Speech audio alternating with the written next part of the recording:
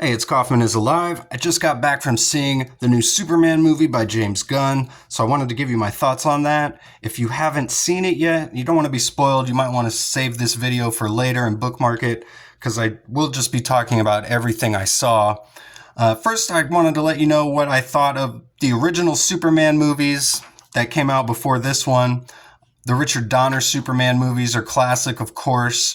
Christopher Reeve's Superman is honestly the mold. Hard to break that mold, and why would you want to? Such a great classic take on Superman. I'm actually a sucker for Superman 4, A Quest for Peace. I actually think it's so bad it's good, and I love the cheesy battle scenes in that movie. Then we got Bryan Singer's Superman Returns, which is like some sort of like soft reboot prequel to the original Richard Donner Superman one, and I think it's supposed to be like a sequel to Superman 1 or like a sequel to the first two Superman movies, something like that.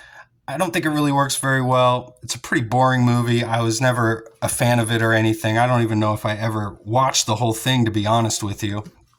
Um, but I think that movie probably would have been served better had they tried not to emulate the Richard Donner Superman movies so much.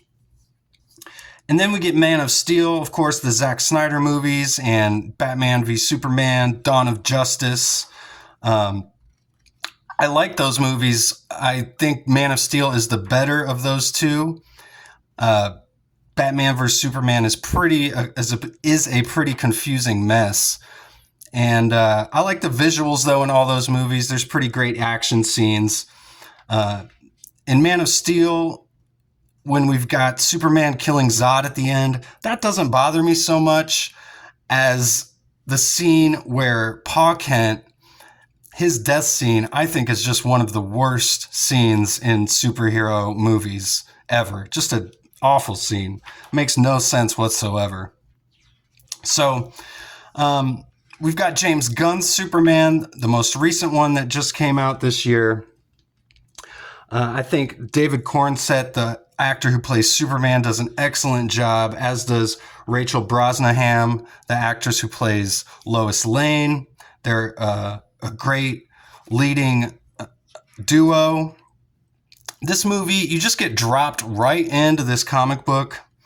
There's definitely no setup to hardly any of the characters.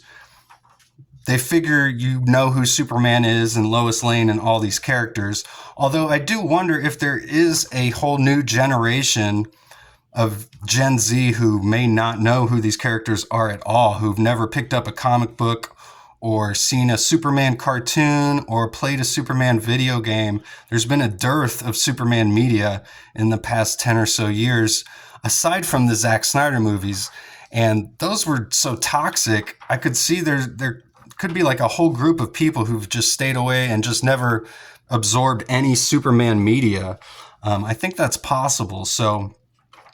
But so far it looks like this movie is doing pretty well in theaters. That doesn't seem to be a big factor. I think Superman is well absorbed enough into the culture. People know who Superman is. And I think that James Gunn does a great job portraying Superman in this movie. He really does nail Superman. He's a wholesome Boy Scout, but he does kind of portray him as kind of strange, kind of a weirdo, kind of an outcast.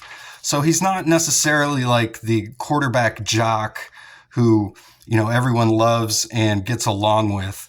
There's a whole portion of the movie where society is turning against Superman because of what Lex Luthor finds out. And I think Lex Luthor's arc is pretty interesting as well. He actually has a justified reason to be doing what he's doing. He's trying to save humanity, and he admits that his ego and his envy is what's really driving him. He wants to be the most powerful man on the planet, and he doesn't want to see this alien come into this planet and be greater than he is. But he finds out that the alien was sent with a message from his parents telling him to take over this planet and be its ruler. So Luthor is actually trying to protect Earth from this Superman because he sees him as a threat. And so I like everything they did with Lex Luthor is great. Nicholas Hoult does an absolutely awesome job as Luthor. He nearly steals the show, but I really got to give Eddie Gathegi, who is the actor who plays Mr. Terrific, if I even pronounced his name right. I hope I did. But he does an absolutely terrific job, pun intended there, of playing Mr. Terrific. I think he really steals the show. All the other superheroes that show up in this movie, I think, do a fantastic job. And they introduce this Justice Gang, and they're a pretty prominent part in the movie, but I don't think they really overshadow Superman. They don't make me want to see them in a movie by themselves. And I don't think that was the whole point of them being in the movie. So I think they did a good job balancing that. But with that being said, I think Mr. Terrific really does steal the show. And there's no Batman in this movie at all, but I am pretty interested to see what type of Batman James Gunn is going to introduce into this universe. Because like I said, they really throw you into this universe. They just start throwing characters at you, and you kind of have to know who they are and pick up on who they are from the dialogue and everything that they're doing. So, and it's a really well-made movie in that aspect. I think that Crypto is awesome in this movie, the dog, and he gets some great revenge on Lex Luthor at the end as well. And the Fortress of Solitude is really cool. It almost kind of at the beginning reminded me of like Willy Wonka's Chocolate Factory almost. It was just like this magical place. I did feel like the scene with Lois and Clark doing the interview at the beginning was a bit long, and it's like right at the beginning of the movie. So it kind of tests you a little bit, but it does have some good character building, and but it's rushed because they're together. You first just meet Lois Lane, and then 5 minutes later you learn that her and Clark, they've already been dating for like 3 months, I think she says, and then they break up all in one scene. So it's pretty rushed.